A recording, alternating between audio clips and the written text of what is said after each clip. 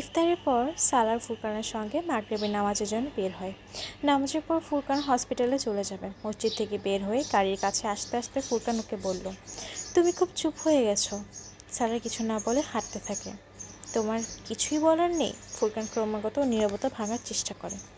সালার মাথা তুলে আকাশের দিকে তাকায়। সন্ধ্যা হতেই কুয়াশা পড়তে শুরু করেছে। একটা লম্বা শ্বাস নিয়ে ফুরকানের দিকে তাকায় ও। না, আমার বলার মতো কিছু নেই। কিছুক্ষণ একসাথে হাঁটার পর ফুরকান ওকে বিড়বিড় করতে শোনে, আমি আজকে কিছু বলার মতো অবস্থায় নেই। ফুরকানের মায়া লাগে। সান্ত্বনার জন্য ওর কাঁধে হাত রাখলাম। আমি তোমার অনুভূতি বুঝতে পারছি, কিন্তু জীবনে এমন অনেক কিছু হয়ে যায়। তুমি ইমামার জন্য যতটা পেরেছো তা করেছো, যতটা অপেক্ষা করা সম্ভব তা করেছো। 8-9 বছর তো কম সময় না। যদি তোমার ভাগ্য এই মেয়েটাকে লেখা থাকে, তাহলে আর কি করার বলো? স্যালার অভিব্যক্তিহীন চোখে ফুরকানের দিকে তাকায়। এই ঘরে আসি ইমামার নিয়তি ছিল না, আমনার নিয়তি ছিল, তাই এসে পড়েছে মেয়েটা। ওর সাথে বিয়ের 7-8 দিন হয়েছে শুধু, আর 8 দিনের মাথায় এখানেও। ইমামার সাথে বিয়ের 9 বছর হতে চলল, কিন্তু ও আজ পর্যন্ত তোমার কাছে আসতে পারিনি।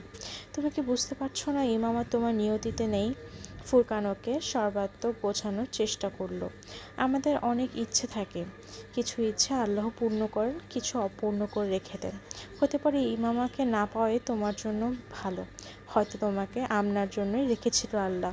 হতে পারে আজ থেকে কয়েক বছর পর তুমি এই বিষয়ে আল্লাহর কাছে শুকরিয়া আদায় করতে করতে ক্লান্ত হয়ে পড়বে। ওরা দুজন পার্কিংয়ে এসে পড়েছে। ফুরকানের গাড়ি সামনে সরাইতে। আমি জীবনে এমন কাউকে দেখিনি যার সব ইচ্ছে পূরণ হয়েছে। এমন কাউকে পাইনি, সে যা চেয়েছে তাই পেয়েছে। তাহলে অভিযোগ কিসের? আপনার সঙ্গে একটা সুন্দর জীবন কাটানোর চেষ্টা করো। ওরা এখন গাড়ির কাছে। ফুরকান ড্রাইভিং সিটের দরজা খুলল, কিন্তু বসার আগে সালারে 2 কাঁধে হাত রেখে পর্যায়ক্রমে 2 গালে আলতো করে চুমু দেয়। তোমার মনে রাখা উচিত তুমি একটা ভালো কাজ করেছো।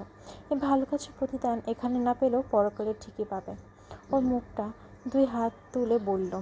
সালার মাথা নেড়ে মৃদু হাসে। ফুরকান একটা স্বস্তির শ্বাস ফেলে। পুরো দিনের মধ্যে এই প্রথম সালারের মুখে হাসি দেখেছে। ফুরকান নিজেও হাসে। ওর পিঠে চাপড় দিয়ে ড্রাইভিং সিটে বসে। সালার গাড়ির দরজা বন্ধ করে দেয়। ফুরকান ইগনিশনে চাবি রাখছিল, তখন তা ওকে আঙ্গুল দিয়ে জানালার টোকা দিতে থাকে। ফুরকান কাজ নামায়। তুমি বলেছিলে আজ পর্যন্ত এমন কাউকে দেখেনি যার সব ইচ্ছে পূরণ হয়েছে। সালা জানালার দিকে শান্ত গলায় বলছে। ফুরকান অবাধ্য ভঙ্গিতে ওর দিকে তাকিয়ে রইল। সালার বেশ নিশ্চিন্ত আর সন্তুষ্ট দেখাচ্ছে। তাহলে তুমি আমাকে দেখো, কারণ সেই মানুষটা আমি, যে আজ পর্যন্ত যা চেয়েছি তাই পেয়েছি। ফুরকান মনে হলো হতাশার কারণে ওর মস্তিষ্ক প্রভাব পড়েছে। যাকে তুমি আমার ভালো কাজ বলছো সেটা মূলত আমার পুরস্কার, যা আমাকে পৃথিবীতে দিয়ে দেওয়া হয়েছে, আখিরাতে অপেক্ষায় রাখা হয়নি। আমার নিয়তে আজও সে, যে ঠিক 9 বছর আগে ছিল। সালার থেমে থেমে গভীর আওয়াজে বলছে, আমাকে সেই নারী দেওয়া হয়েছে যাকে আমি চেয়েছি। ইমামা হাশিম এই মুহূর্তে আমার ঘরে। খোদা হাফেজ। ফুরকান হতভম্ব হয়ে ওকে যেতে দেখে। কি বলে গেলো কিছুই বুঝে আসলো না। হয়তো আমি ঠিকমতো ওর কথা শুনতে পাইনি, নাহলে ওর মাথা খারাপ হয়ে গেছে, অথবা হতে পারে ধৈর্য এসে পড়েছে। ইমামা হাশিম। সালা ততক্ষণে অনেক দূরে চলে গেছে। লাহোরে পৌঁছানোর পর ইমামার পরবর্তী কাজ ছিল কারোর সাহায্য নেওয়া, কিন্তু কে সাহায্য করবে? হোস্টেলে গেলে হবে না। জাভেরিয়া বা অন্য কারোর সঙ্গে যোগাযোগ করে লাভ নেই, কারণ পরিবারের মানুষ ওর সব বান্ধবীকে চেনে। তারা কয়েক ঘন্টার মধ্যেই ওকে লাহোরে খোঁজা শুরু করে দেবে, বরং হতে পারে এতক্ষণে খোঁজা শুরু করে দিয়েছে। এই পরিস্থিতিতে কারোর সাথে যোগাযোগ করা সেই মানুষটা এবং ওর নিজের উভয়ের জন্যই বিপজ্জনক। তাই সাবিহা একমাত্র বিকল্প ছিল, কিন্তু জানতো না সাবিহা পেশোয়ার থেকে ফিরছে কিনা। গিয়ে দেখে সাবিহার বাড়ির কাজের লোক ছাড়া কেউ নেই। ফিরবে কবে? ইমামা কাজের লোককে জিজ্ঞেস করলো। ঠিক বলতে পারবো না, এসে পড়বে। কাজের লোক ইমামাকে চিনত। আপনার কাছে ওখানের নাম্বার আছে? হতাশা নিয়ে জিজ্ঞেস করলো। জি, একটা ফোন নাম্বার আছে আমার কাছে, কাজের লোক বলল। আমাকে নাম্বারটা দিন, আমি সাবিয়ার সাথে ফোনে কথা বলবো।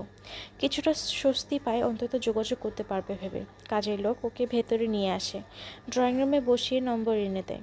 সাবিয়াকে কল করে ও। ফোন পেশরিয়া বাড়ির অন্য কেউ তোলে। বলা হয় সাবিয়া বাইরে গেছে। কল কেটে দিল ও। সাবিয়ার সাথে কথা বলতে পারেনি। কিছুক্ষণ পর আবার কল করব। পাশে দাঁড়িয়ে থাকা কাজের লোক বলল, ততক্ষণ আমি এখানে থাকবো? কাজের লোক মাথা নেড়ে চলে যায়। 1 ঘন্টা পর আবার সাবিয়াকে ফোন করে। সাবিয়া ওর কল পেয়ে অবাক। ও সংক্ষেপে বাড়ি ছেড়ে আসার কথা জানায়, সালারের সাথে হওয়া বিয়ের কথা চাপিয়ে যায়। এরপর সাবিয়ার প্রতিক্রিয়া কেমন হতে পারে এই চিন্তায়। ইমামা, তোমার জন্য সবচেয়ে ভালো হয় যদি কোর্টের সাহায্য নাও। মাঝাব পরিবর্তন সংক্রান্ত আইন অনুযায়ী প্রোটেকশন চাও। সাবিয়া সব শুনে বলল, আমি এটা করতে চাই না। কেন? এই বিষয়ে আগেই ভেবে দেখেছি। তুমি আমার বাবার পজিশন ও পরিচয় সম্পর্কে জানো। প্রেস ঝড় তুলবে এটা নিয়ে। আমার পরিবারকে অনেক হয়রানি সহ্য করতে হবে। আমি চাই না আমার জন্য তারা বিব্রত হোক, তাদের জীবন বিপদ আসুক। তাছাড়া আজ পর্যন্ত যতগুলো মেয়ে ইসলাম কবুল করে কোর্টে প্রোটেকশন নিয়েছে, তাদের লাভ কি হয়েছে? কোর্ট থেকে দারুল আমানে পাঠিয়ে দেয়, যা জেলখানায় পাঠানোর সমান। মামলায় রায় কবে বা কয়দিন আসবে নিশ্চয়তা থাকে না। পরিবারের মানুষ একের পর এক কেস ফাইল করে। এভাবে কত বছর কেটে যায় তার হিসাব থাকে না। কোর্ট স্বাধীন থাকার অনুমতি দিলেও চারপাশ থেকে এত ঝামেলা আসে যে অনেক মেয়ে পরিবারের কাছে ফিরতে বাধ্য হয়। আমি দারুল আমানে গিয়ে নিজের জীবন ধ্বংস করতে চাই না, কারো নজরেও আসতে চাই না। নীরবে বাড়ি ছেড়েছি এবং নীরবতার সাথেই জীবন কাটাতে চাই। আমি তোমার কথা বুঝতে পারছি মামা, কিন্তু সমস্যা তোমার জন্য এখনও দাঁড়িয়ে আছে। তারা তোমাকে খুঁজে বের করার সর্বাত্মক চেষ্টা করবে এবং তাদের জীবনেও ঝামেলা আসবে যারা তোমাকে আশ্রয় দেবে। তোমাকে খোঁজা শুরু করলে আমার পর্যন্ত পৌঁছাতে বেশ সময় লাগবে না। আমি তোমাকে সাহায্য করতে চাই, কিন্তু আমার আব্বু চাইবে সাহায্য গোপনে করার বদলে প্রকাশ্যে করতে। কোর্টে নিশ্চয়ই তোমার পক্ষে রায় দেবে। এখন আমার বাড়িতে থাকো, কাজের লোককে বলে দিচ্ছি। আব্বুর সাথে কথা বলবো এবং চেষ্টা করবো কালকের মধ্যে লাহোরে ফিরে আসার। ইমামা কাজের মেয়েকে ডেকে ফোন দিয়ে দেয়। সাবিয়া কাজের লোককে কিছু বলে ফোন রাখে। আমি সাবিয়া বিবির রুম খুলে দিচ্ছি, আপনি ওখানে চলে যান। কাজের লোক ওখানে বলল। সাবিয়া রুমে আসে। ও ততক্ষণ দুশ্চিন্তার অস্থিরতা বেড়ে যায়। সাবিয়ার দৃষ্টিকোণ বুঝতে কষ্ট হয়নি। নিজেও চায় না সাবিয়া বা সাবিয়ার পরিবারের ওর জন্য বিপদ হোক। এক্ষেত্রে সাবিয়ার আতঙ্ক ঠিক। যদি হাসিম মুবিন জানতে পারে সাবিয়ার পরিবার ওকে আশ্রয় দিয়েছে, তাহলে তিনি তাদের জন্য দুশ্মন হয়ে যাবে। এজন্যই হয়তো সাবিয়া ওকে আইনের সাহায্য নিতে বলেছে। কিন্তু এই রাস্তা ওর জন্য আরও কঠিন। জামায়াত নেতার মেয়ের এভাবে মাঝাব বদলে ফেলা পুরো জামায়াতের মুখে চড় মারার সমান। জানে এতে পুরো জামায়াত এবং পরিবারের মানে কতটা হানি লাগবে এবং তারা এই অসম্মান থেকে বাঁচার জন্য কতদূর যেতে পারে। যখন সাবিয়া রুমে ঢুকছিল, হঠাৎ ওর মাথায় বিদ্যুতের মতো সাইয়েদা মরিয়ম সিফতে আলীর খেয়াল আসে, যে সাবিয়ার বন্ধু এবং ক্লাস ফেলো। ওর সাথে কয়েকবার দেখা হয়েছে তার। একবার সাবিয়ার বাড়িতেই ওর ইসলাম কবুলের ব্যাপারে মরিয়ম জানতে পারে। সাবিয়ার বন্ধুর মধ্যে একমাত্র মরিয়মকেই সাবিয়া ওর ব্যাপারে বলেছিল এবং মরিয়ম খুব অবাক হয়। তোমার যদি কখনো আমার কোনো সাহায্য দরকার হয় অবশ্যই জানাবে এবং বিনা দ্বিধায় সরাসরি আমার কাছে চলে আসবে, মরিয়ম খুব উষ্ণভাবে হাত মিলিয়ে বলেছিল। পরবর্তীতে সব সাক্ষাতে মরিয়ম একই আন্তরিকতা নিয়ে কথা বলছে। ইমামা জানেন না এই মুহূর্তে মরিয়মের চিন্তা কেন মাথায় এলো বা কতটুকু ওকে সাহায্য করতে পারবে। তবুও মরিয়মের সঙ্গে কথা বলার সিদ্ধান্ত নেয়। মোবাইল দিয়ে ফোন করতে গিয়ে দেখে চার্জ শেষ হয়ে গেছে। মোবাইলে চার্জ দিয়ে ডায়েরি থেকে মরিয়মের নাম্বার নিয়ে লাউঞ্জে আসে। টেলিফোন নাম্বার ডায়াল করে। ফোন ডাক্তার সিফতে আলী তোলেন। মরিয়মের সঙ্গে কথা বলতে চাই। আমি তার বন্ধু। নিজের পরিচয় দেয়। হ্যাঁ, আমি টেকে দিচ্ছি। তিনি ফোন হোল্ড রেখে বললেন। কয়েক সেকেন্ড পর ইমামা অপর পাশ থেকে মরিয়মের কথা শুনতে পায়। হ্যালো মরিয়ম, আমি ইমামা বলছি। ইমামা হাসিম? মরিয়ম জিজ্ঞেস করে। হ্যাঁ, তোমার সাহায্য প্রয়োজন আমার। নিজের ব্যাপারে বলতে থাকে। অপর পাশে সম্পূর্ণ নীরব ছিল। কথা শেষ হলে মরিয়ম ওকে জিজ্ঞেস করে, তুমি এখন কোথায়? আমি সাবিহার বাড়িতে, কিন্তু তারা নেই, পেশোয়ার গেছে। সাবিহার সাথে হওয়া কথাবার্তা মরিয়মকে বলল।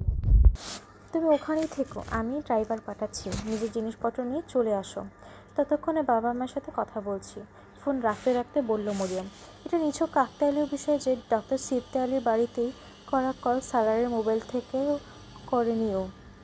নাহলে সিকান্দার ওসমান ডক্টর সিফতে আলীর বাড়ি পর্যন্ত পৌঁছে যেত কল ট্রেস করে। ওর মাথায় যদি কাজ করতো যে মোবাইলের বিল থেকে ওকে ট্রেস আউট করা যেতে পারে, তাহলে লাহোরে এসেই তা ব্যবহার করতো না। এটা আরেকটা কাকতালীয় ব্যাপার ছিল। ডাক্তার সিফতে আলী অফিসার গাড়ি আর ড্রাইভার পাঠায় ওকে নিতে, কারণ সাবিহার বাড়ির কাজের লোক মরিয়মের গাড়ি আর ড্রাইভারকে চেনে।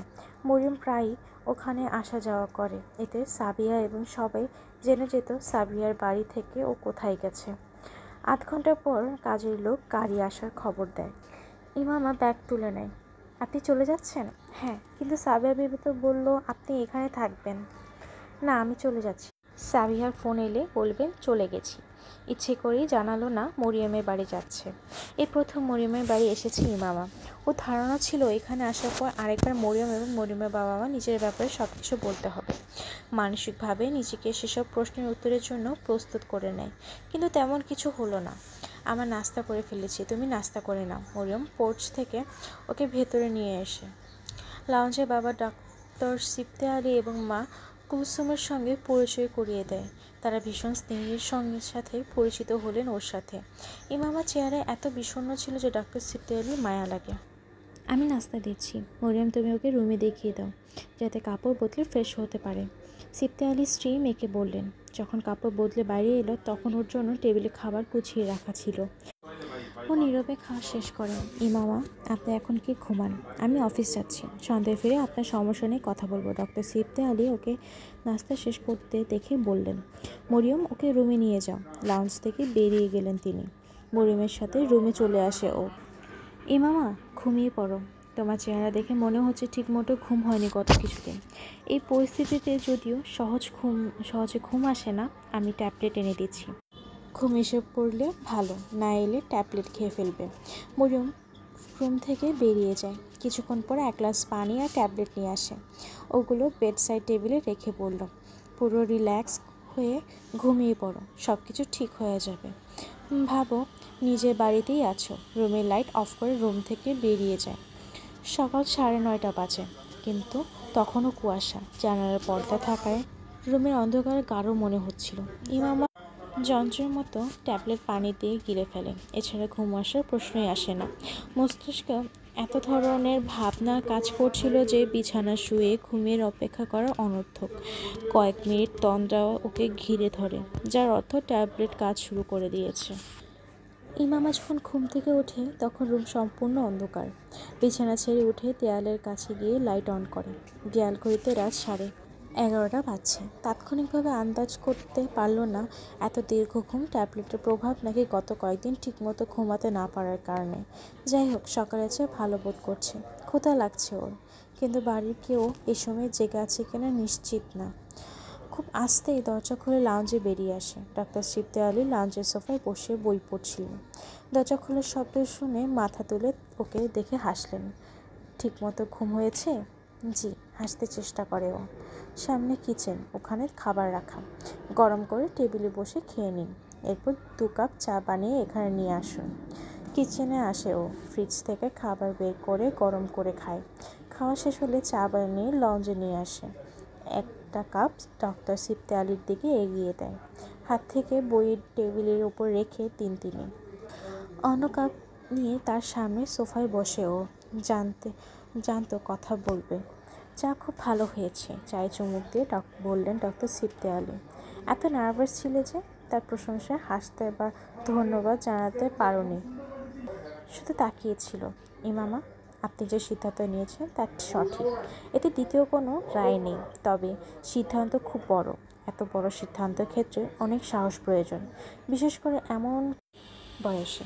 তার উপর কখনো কখনো সিদ্ধান্ত নেওয়ার তত সাহসের দরকার হয় না যতটা সে সিদ্ধান্তের ওপর কায়েম থাকার জন্য দরকার। সময়ের সাথে আপনি তা টের পেয়ে যাবেন। তিনি খুব স্থির সুরে বলছিলেন, আমি আপনার কাছে জানতে চাই, মাযহাব পরিবর্তনের সিদ্ধান্ত শুধু ধর্মের খাতিরে নাকি অন্য কোনো কারণও রয়েছে? ইমামা চমকে তার দিকে তাকায়। আমার মনে হয় আরও স্পষ্টভাবে প্রশ্নটা করা উচিত। এমন তো নয় যে আপনি কোনো ছেলের জন্য বা তার কথায় বাড়ি ছাড়ার সিদ্ধান্ত নিয়েছেন বা মাযহাব পরিবর্তন করেছেন। উত্তর দেওয়ার আগে এটা ভাববেন না যে এমন কোনো কারণ থাকলে আমি খারাপ ভাববো বা আপনাকে সাহায্য করব না। শুধু এই জন্যই জিজ্ঞেস করছি, এমন কিছু হলে আমার সেই ছেলে এবং তার পরিবারের সাথেও দেখা করতে হবে। তিনি ওকে প্রশ্নাতীত দৃষ্টিতে দেখছিল। সেই মুহূর্তে এত দেরি করে মরিয়মের সাথে যোগাযোগ করা ওর আফসোস হয়। যদি সালারের পরিবর্তে ডক্টর সিফতে বা জালালের সাথে বা তার পরিবারের সাথে কথা বলতো তাহলে হয়তো। ভারী মন নিয়ে উত্তরে না বাচক মাথা নাড়েও। এমন কিছুই না। আপনি নিশ্চিত তো এমন কিছু না? তিনি আবার শান্ত সুরে জিজ্ঞেস করলেন। জি, আমি ইসলাম কোনো ছেলের জন্য কবুল করিনি, মিথ্যে বলিনি। ও সত্যি ইসলাম জানলার জন্য কবুল করেনি। আপনার আন্দাজ আছে কী পরিমাণ পেরেশানির মুখোমুখি হতে হবে? জি আছে। আপনার বাবা হাশিম উদ্দিন সাহেবকে আমি চিনি।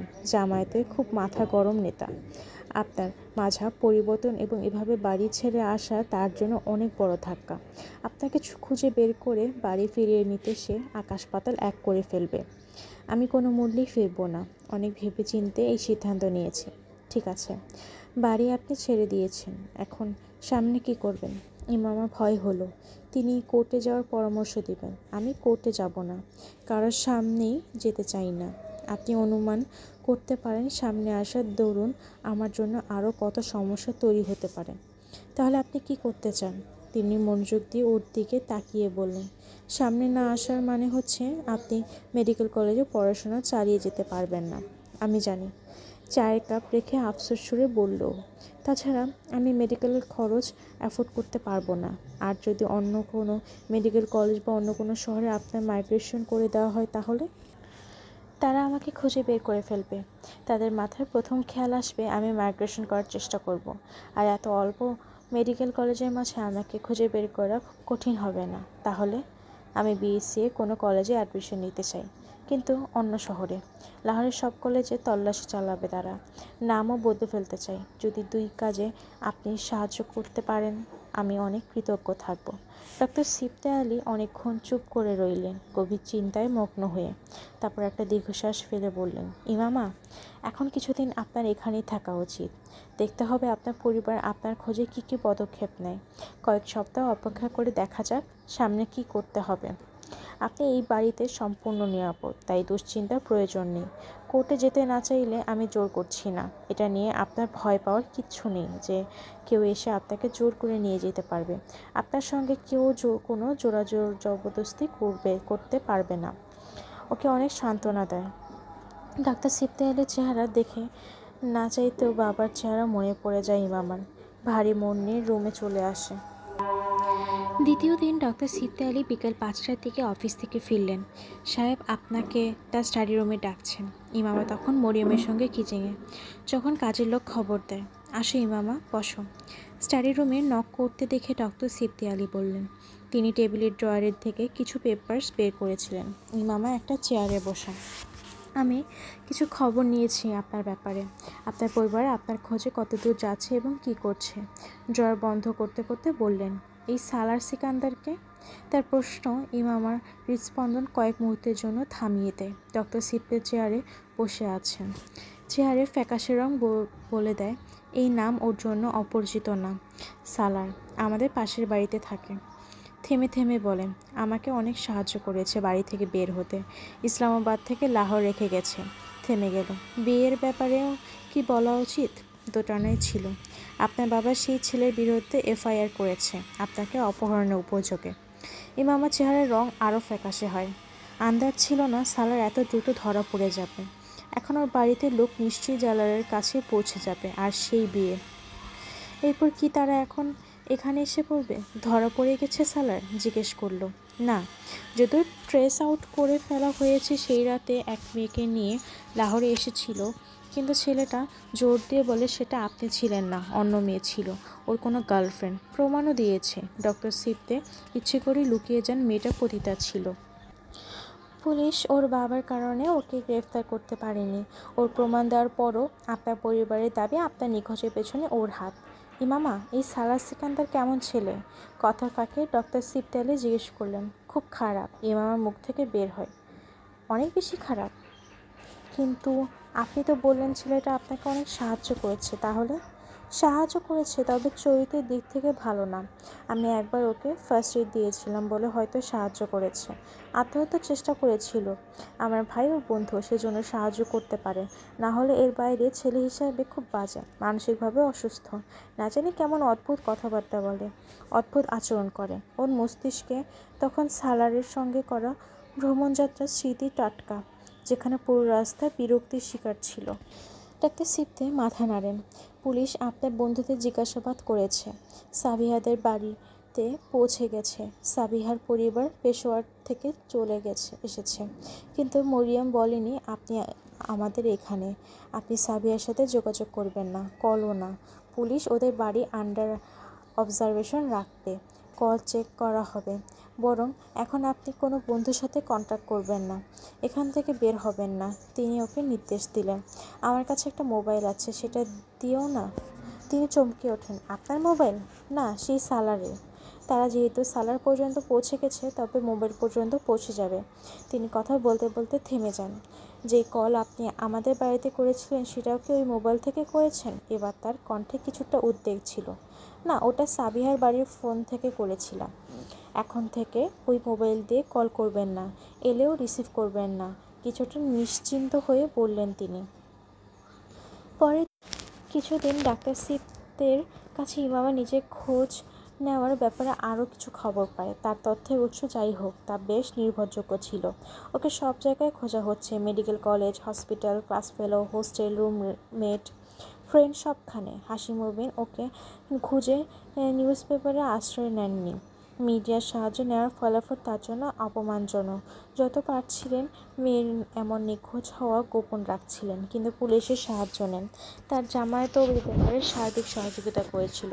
তারা সাবিহা পর্যন্ত পৌঁছালেও জানতে পারেনি ইমামা সাবিয়ার বাড়িতে গিয়েছিল। এটা সাবিয়ার তখন পেশোয়ার থাকার ফলাফল, যখন ইমামা বাড়ি ছেড়ে আসেন। না হলে সাবিয়া এবং সাবিয়ার পরিবারকেও ঝামেলার মুখোমুখি হতে হতো। মরিয়ম সাবিয়াকে জানায়নি ইমামা তাদের বাড়ি, বরং এখন উপস্থাপন করছিল ইমামা এমন নিখোঁজ হওয়া বাকি স্টুডেন্টদের মতো তার জন্য আশ্চর্যে। কয়েক সপ্তাহ যাওয়ার পর ইমামা যখন নিশ্চিন্ত হয় যে ডাক্তার সিফতে আলীর কাছে নিরাপদও কেউ ওর কাছে পৌঁছাতে পারবে না, তখন সালারকে ফোন করে বিয়ের পেপারস নিতে। কিন্তু যখন শুনে সালার তালাকের হোক দেয়নি, নিজের তালাক দিতে চায় না, তখন পায়ের নিচে মাটি সরে যায়। ডাক্তার সিফতে আলীর বাড়িতে যাওয়ার পর সে প্রথম মোবাইল ব্যবহার করেছিল, তাও কাউকে না জানিয়ে। আর সালারের সাথে কথা বলে নিজের বোকামি সীমা বুঝতে পারে। সালারের মতো মানুষের উপর ওর ভরসা করা উচিত হয়নি। পেপারস দেখতে কতটুকু সময় লাগতো যে এভাবে না দেখেই সই করে দিল। একটা কপি কেন তখনই নিল না, অন্তত যখন বাড়ি থেকে চলে আসছিল? বুঝতে পারে সালার নামক মানুষটা কতটা বড় বিপদ হয়ে দাঁড়িয়েছে ওর আগামীর জন্য। সব কিছু নিয়ে আফসোস হয়। যদি আন্দাজ থাকতো ডাক্তার সিফতে আলীর মতো মানুষের কাছে পৌঁছে যাবে, তাহলে বিয়ের মতো বোকামি করতোই না। আর সালারের মতো মানুষকে তো মোটেই না। যদি শুরুতে ওর ভরসা থাকতো ডক্টর সিফতে আলী যে কোনো পরিস্থিতিতে ওকে সাহায্য করবে, তাহলে বিয়ের কথায় লুকাতো না। তিনি নিশ্চয়ই কোনো না কোনো উপায় খুঁজে বের করতেন। কিন্তু এখন বড় দাবি আর আস্থার সাথে তাকে এই নিশ্চয়তা দিয়েছে যে কোনো ছেলের সাথে জড়ানো না ও। তাহলে এই বিয়ের স্বীকার করা, তাও সেই ছেলের সাথে যার সব খারাপ দিকের কথা তাকে বলেছে। তিনিও জানেন সে ছেলের ব্যাপারে ওর বাবা মা অপহরণের মামলা দিয়েছে। এখন এই সত্য বলার চেষ্টা করলে তার প্রতিক্রিয়া কেমন হবে? অন্তত এই মুহূর্তে একমাত্র ঠিকানা হারানোর জন্য প্রস্তুত না ও। পরের কয়েকদিন ক্ষুধা তৃষ্ণা সব মরে যাওয়ায় ওর ভবিষ্যৎ একদম অন্ধকার হয়ে আসে। আর সালার সিকান্দার, সেই মানুষের প্রতি এত ঘৃণা লাগে যে সামনে পেলে গুলি করতে। অদ্ভুত অদ্ভুত ভয়, অজানা আশঙ্কা ওকে ঘিরে রাখে। আগে শুধু পরিবার ভয় লাগতো, এখন সেই ভয়ের সাথে সালার নামক ভয়ও যোগ হয়। যদি সালার আমাকে খুঁজতে শুরু করে, এসব ভাবতে ভাবতে ওর অবস্থা নাজুক হয়ে ওঠে। ওজন কমতে শুরু করে। আগেও চুপচাপ থাকতো, কিন্তু এরপর থেকে ওর চুপ থাকাটা আরও বেড়ে যায়। প্রচণ্ড মানসিক চাপ ওর ভেতর থেকে যায়। ওর এই অবস্থা ডাক্তার সিফতে আলী এবং তার পরিবারের কাছে গোপন ছিল না। তারা সবাই ওকে এক এক করে আকস্মিক এই পরিবর্তনের কারণ জানার চেষ্টা করে, কিন্তু সবাইকে বুঝ দিয়ে রাখেও। তুমি আগেও চিন্তিত থাকতে, তবে গত 2 সপ্তাহে ধরে খুব চিন্তিত লাগছে। কিছু হয়েছে ইমামা? সবার আগে মরিয়ম এই ব্যাপারে জিজ্ঞেস করেন। না, কোনো সমস্যা নেই, আমি বাড়ি মিস করি। ইমামা নিশ্চিন্ত করার চেষ্টা করলো। আমার বিশ্বাস করতে পারছি না, হঠাৎ এত মিস করছো যে? খাওয়া দাওয়া ছেড়ে দিয়েছো, মুখে হলুদ হয়ে গেছে, চোখের নিচে কালি জমেছে, ওজন কমছে। তুমি কি অসুস্থ হতে চাও? মরিয়ম বলা কথা উড়িয়ে দিতে পারল না ও, কারণ বাইরের অবস্থা দেখে যে কেউ ওর ভেতরে মানসিক অবস্থা অনুমান করে ফেলতে পারবে। আর হয়তো এটাও যে দুশ্চিন্তা কোনো নতুন সমস্যার কারণে, কিন্তু এই বিষয়ে অসহায়ও। সালারের সঙ্গে বিয়ে এবং আসন্ন ভয় মস্তিষ্ক থেকে ঝেড়ে ফেলতে পারে না। পরিবারের কথা এখন আরও বেশি মনে পড়ছে, যত দিন যাচ্ছে তত বেশি মনে পড়ছে। এবার আমার মধ্যম আওয়াজ পড়ল, এটা মিথ্যে না, সত্যিই পরিবারকে এখন ওর বেশি মনে পড়ে। আগে কখনো এতদিন তাদের কাছ থেকে দূরে থাকিনি, তাও এভাবে কোনো রকম যোগাযোগ ছাড়া একদমই না। হোস্টেলে থাকাকালীন মাসে একবার করে লাহোরে থেকে ইসলামাবাদ যেত। এক দুইবার ওয়াসিম বা হাশিম মুবিন দেখা করতে আসতো। ফোন তো প্রায়ই কথা হতো, কিন্তু এখন ওর মনে হচ্ছিল সমুদ্রে কোনো এক নির্জন দ্বীপে এসে পড়েছে, যেখানে দূর দূরান্তে কেউ নেই। এই মুখগুলো ও যাদের সবচেয়ে বেশি ভালোবাসত এখন তার স্বপ্ন আর কল্পনা ছাড়া কোথাও দেখতে পায় না। মরিয়ম ওর উত্তরে নিশ্চিন্ত হয়েছিল কিনা বলা যাচ্ছে না, কিন্তু প্রসঙ্গ বদলে ফেলে, হয়তো ওর মস্তিষ্ক অন্যদিকে নেওয়ার চেষ্টা করে। ডাক্তার সিফতি আলীর 3 মেয়ে, মরিয়ম তার 3য় মেয়ে। বড় 2 মেয়ে বিয়ে হয়ে গেছে। মরিয়ম মেডিকেল কলেজে পড়ছিল এখন। ডাক্তার সাহেব ইমামাকে তার বড় 2 মেয়ের সঙ্গে পরিচয় করিয়ে দেন। তারা দুজন অন্য শহরে থাকতো, তাই যোগাযোগ ফোনেই বেশি হয়। তবে একটা কাকতালীয় বল, ইমামা ওখানে আসার কয়েক সপ্তাহের মধ্যে তারা দুজন এক এক করে কয়েকদিনের জন্য বাবার বাড়ি এসেছিল। ইমামার সঙ্গে তাদের আচরণ মরিয়মের চেয়ে আলাদা ছিল না। তাতে আচরণে ভালোবাসা আর স্নেহ ছিল। তাদের দেখলে সবসময় নিজের বড় বোনের কথা মনে পড়ে যেত ওর। এরপর একে একে সব মনে পড়ে যেত, নিজের বাড়ি, বাবা, বড় ভাই ওয়াসিম, সাদের সঙ্গে ওর রক্তের সম্পর্ক ছিল না। ওদের জামায়াতের প্রভাবশালী পরিবারে নিজেদের সন্তানদের থাকার পরও অসহায় এতিম বাচ্চাদের মধ্যে একটা করে বাচ্চা দত্তক নিত, ভবিষ্যতে জামায়াতের অনুসারী বাড়ানোর একটা গুরুত্বপূর্ণ অংশ হিসাবে। এসব বাচ্চা সাধারণ মুসলিম পরিবার এবং সবসময় ছেলে হতো। সে ধারাবাহিকতা সাদও খুব অল্প বয়সে ওদের বাড়ি আসে। তখন স্কুলের শেষ বছরে ইমামা বাড়িতে ঘটা এই নতুন ঘটনাকে ওকে অবাক করছিল। আল্লাহ তাআলার শুকরিয়া আদায় করার জন্য আমরা সাদকে দত্তক নিয়েছি, যাতে অন্যদের সাহায্য করতে পারি এবং নেকির ধারাবাহিকতা অব্যাহত থাকে। ইমামার মা ওকে বলছিলেন, তুমি ভেবে নাও এটা তোমার ছোট ভাই। তখন বাবা মা নিয়ে ওর অনেক গর্ব হয়েছিল। কত বড় মনের মানুষ তারা, একটা অসহায় বাচ্চাকে সুন্দর জীবন দেওয়ার জন্য নিজেদের বাড়িতে নিয়ে এসেছে, নিজেদের নাম দিচ্ছে, আল্লাহর দেওয়া নিয়ামত ভাগাভাগি করছে। তখন খেয়াল করেনি এমন এক ছেলে ওর বড় চাচার আজমর বাড়িতেও কেন, এমন এক ছেলে ওর ছোট চাচার বাড়িতেও কেন, ওর অন্যান্য আত্মীয় বাড়িতেও কেন। ওর জন্য এটা যথেষ্ট ছিল যে তারা ভালো কাজ করছে, তাদের জামায়াতে ভালো কাজে উৎসাহ দিচ্ছে। অনেক পরে জেনেছে এই ভালো কাজের সত্যতা আসলে কি। সাদ ওর সাথে লেগে থাকতো, বেশি সময় কাটাতো। প্রথম কয়েক বছর ইমামার রুম এক বিছানায় ঘুমিয়েছিল। ইসলাম কবুল করার পর মেডিকেল কলেজ থেকে ইসলামাবাদ এলে সাদকে হজরত মুহাম্মদ সাল্লাল্লাহু আলাইহি ওয়াসাল্লামের ব্যাপারে বলতো, কিন্তু সাদ এত ছোট ছিল যে ওকে যৌক্তিকভাবে বোঝানোর উপায় ছিল না। তাই ইমামা শুধু একটা কথাই বলতো, আল্লাহ যেমন এক তেমনি আমাদের শেষ নবী একজন, তার মতো অন্য কেউ হতে পারে না।